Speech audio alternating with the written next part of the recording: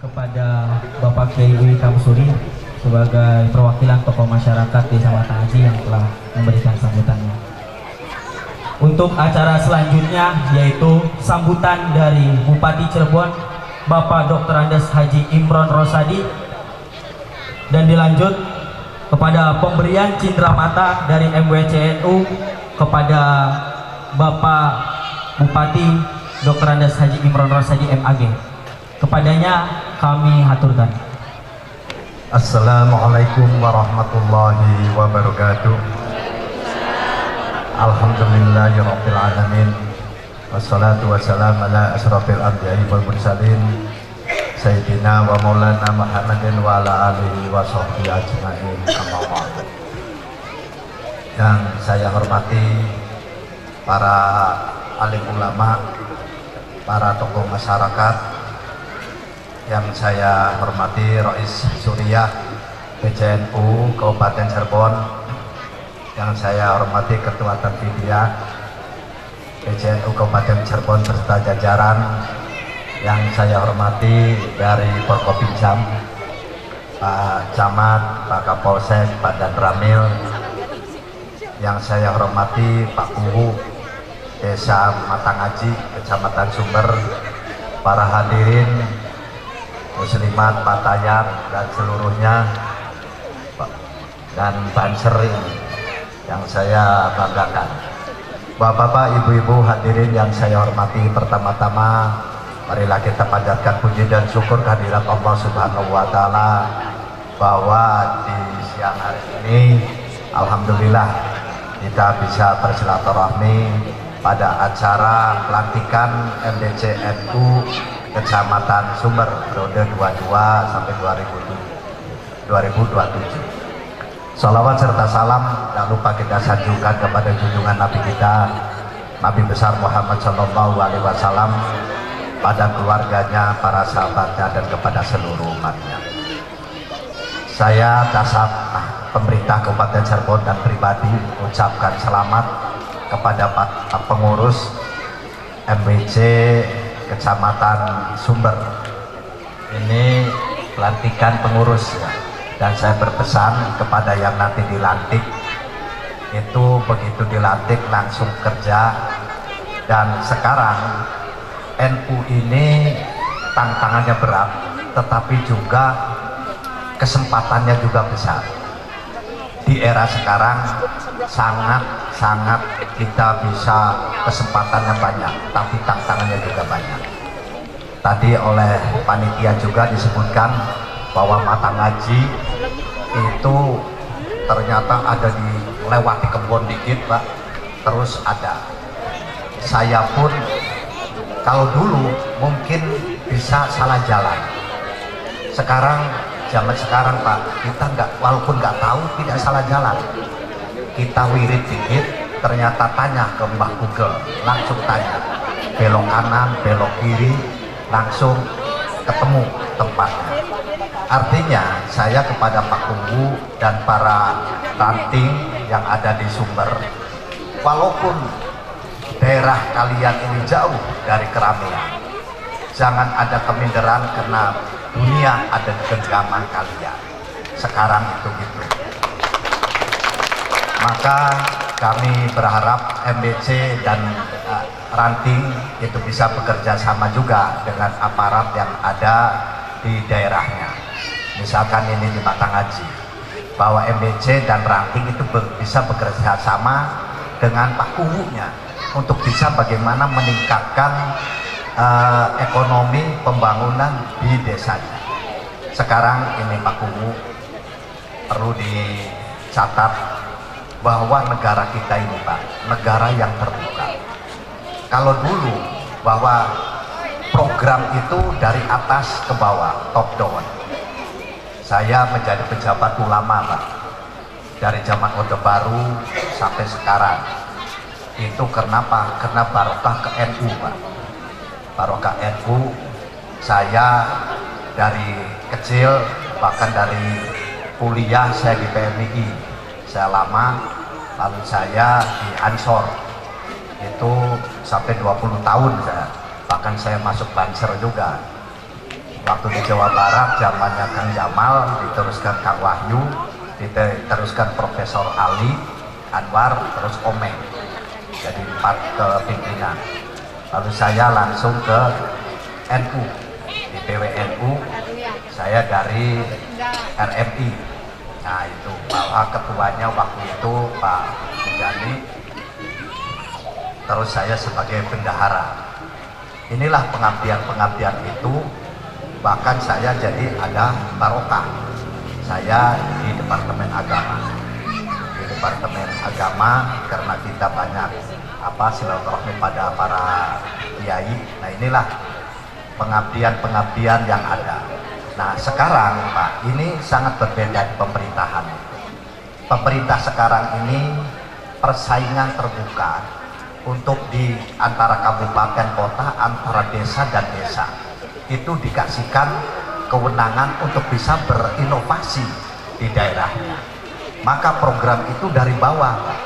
Program itu dari bawah. Bahkan sekarang program itu dari atas itu cuma secara garis besarnya. Pak Kuwu pun kami memberikan satu perda ataupun perbuk peraturan bupati. Itu cuma garis besarnya saja. Ini loh, bahwa uang yang ada di desa cuma untuk A, B, C. Itu secara globalnya saja. Secara teknisnya itu tergantung kepada Pak Kuwunya dan rekan-rekannya untuk mempergunakannya untuk apa. Di sana, di daerahnya itu, di desanya, apa yang bisa diolah, yang bisa diinovasi. Maka Pak Kuwu, Pak Camat, Pak Kuwu itu harus kita bisa membaca suatu daerahnya itu apa, mempunyai potensinya apa, lalu dilaksanakan, dan itulah bisa saja orang kampung akan bisa lebih maju pendapatannya dari orang kota. Sekarang tidak ada lagi sekat di dalam kehidupan kita. Orang tidak ada sekat antara kampung kota. Tapi sekarang pun kami di pemerintah Kabupaten Cirebon itu memberikan internet, Pak, untuk di desa-desa, agar orang-orang kampung pun wawasannya sudah wawasan kota dan pengetahuan pun bisa pengetahuan kota. Jadi tinggal bagaimana kita mengolah kesempatan ini. Nah itu pun sama kepengurusan NU. NU ini kesempatannya juga besar untuk bisa berinovasi, dan tugas NU itu sangat berat karena tugas NU itu adalah keagamaan dan juga kenegaraan. NU ini sebagai perekat bangsa, sebagai perekat bangsa, dan wawasannya pun berbeda. Wawasannya pun wawasan agama yang toleran, demokratis. Bahkan sampai kita di NU itu kalau ada acara, ada nyanyi itu 2 kali, Indonesia Raya dan Hubul Waton. Dan isinya kalau Pancasila itu nilai-nilai kebersamaan di dalam suatu bangsa Indonesia. Tapi kalau Hubul Waton ada jiwa patriotnya, ada jiwa patriotnya untuk bisa mempertahankan dan juga akan bisa melawan orang yang mengganggu negara dan bangsa ini. Kenapa? Para ulama sudah berpikir panjang, Pak. Karena negara kita ini negara Pancasila. Negara Pancasila itu bukan negara agama, tapi negara beragama. Paham Pancasila itu sama dengan pahamnya NU. Kalau Pancasila pakai jargon nasional, yaitu tidak ke kiri-kirian, tidak ke kanan-kananan, dalam artian tidak sosialis, tidak kapitalis. Tapi NU pun sama pahamnya, tidak jabariyah, tidak qadariyah, tidak ekstrim, dan tidak juga ke kiri-kirian. Jadi pahamnya hampir sama. Makanya negara dan NU ini bisa satu kesatuan, dan NU menjadi perekat bangsa. Nah ini, maka NU ini tantangannya berat. Karena apa? Karena Indonesia negara yang Pancasila sudah mulai ada orang yang mengobok-obok dengan persatuannya, dengan nilai-nilai persatuannya pakai jargon-jargon agama. Maka NU ini yang paling depan, karena agama itu paling empuk untuk dimanfaatkan, untuk digoreng-goreng dan dimanfaatkan, dan banyak korbannya nanti, banyak korbannya. Buktinya di Medan ada perempuan yang sering membaca medsos, ngajinya di medsos, lalu dia berpikirnya itu juga keras, bahkan Polres pun, kantor Polres sampai dia ditabrak. Kenapa? Pemahamannya yang salah. Maka para masyarakat, ngajilah, jangan ngaji kepada medsos saja, tapi ngajilah ke kiai-kiai yang ada. Maka NU saya berpesan, kepengurusan ini di tangan kalianlah, kalian harus bisa bekerja dengan baik. Nah, karena NU ini, kalau saya sebagai bupati kerjanya cuma duniawi saja, tapi kalau NU kerjanya duniawi dan ukhrawi, jadi dunia dan akhirat. Nah, yang jelas kalau bupati gajinya gaji dunia, jelas. Kalau NU gajinya akhirat. Jadi langkah gaji ketua PCNU, ketua MBC, ranting Rois, langkah gaji, tapi gajinya jelas ning akhirat niku. Nah, maka ayo kita sama-sama kita membangun ini NU ini, dan kesempatan terbuka juga ada di NU. Maka saya berpesan, NU ini aja terlalu minder dalam menghadapi keduniawian dengan orang lain, gitu, dengan orang lain. Maka saya tadi disebut oleh panitia itu Kiai Haji, karena berbawa-bawa waktu saya di Bandung.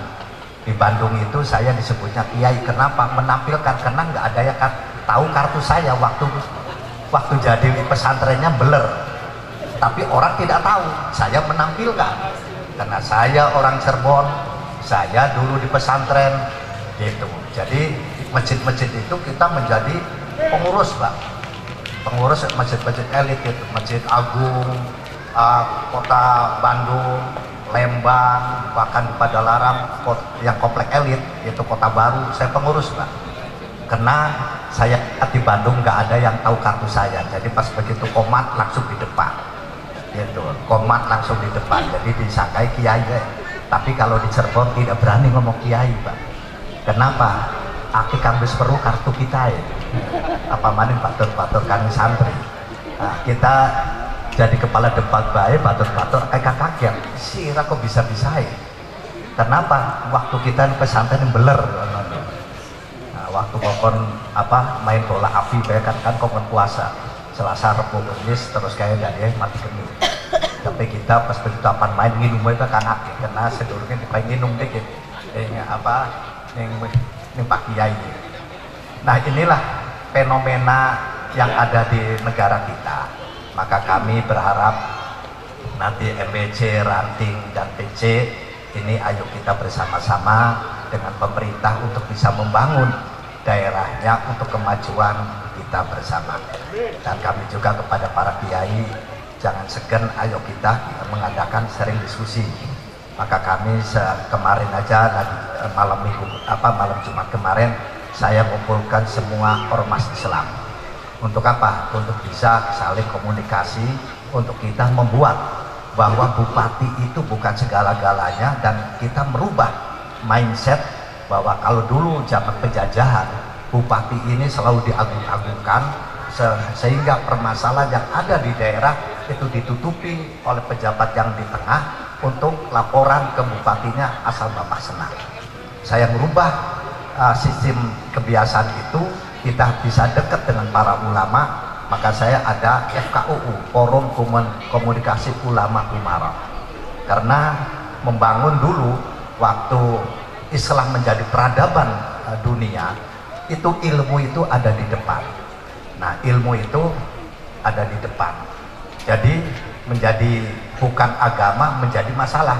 Maka tadi sambutan dari tokoh mata ngaji, kata Gus Dur, kalau ada orang yang nggak sholat kita didelengaken baik, karena kita bukan mempertuhankan itu apa sholat. Itulah yang ada di NU. Tapi sekarang ada lagi orang, gitu, ada lagi orang yang bisa menjudge orang ini menjadi ekstrim. Nah, ini yang harus dipupuk terus menerus oleh NU, agar NU inilah kebesaran NU harus bisa ditegakkan. Dan orang, kalau ada orang NU kayak adem ayem tenang, Mbak, itulah. Maka kami berharap yuk kita sama-sama membangun Kabupaten Cirebon dengan semua elemen masyarakat Bahkan dari PCNU kita sering diskusi, ayo bagaimana membangun kita kebersamaan. Itu saja, dan saya minta doa kepada para kiai agar saya menjadi bupati ini bisa jalankan dengan baik dan barokah. Itu saja, akhirul kalam. Wallahul muwaffiq ila aqwamit thoriq. Wassalamualaikum warahmatullahi wabarakatuh.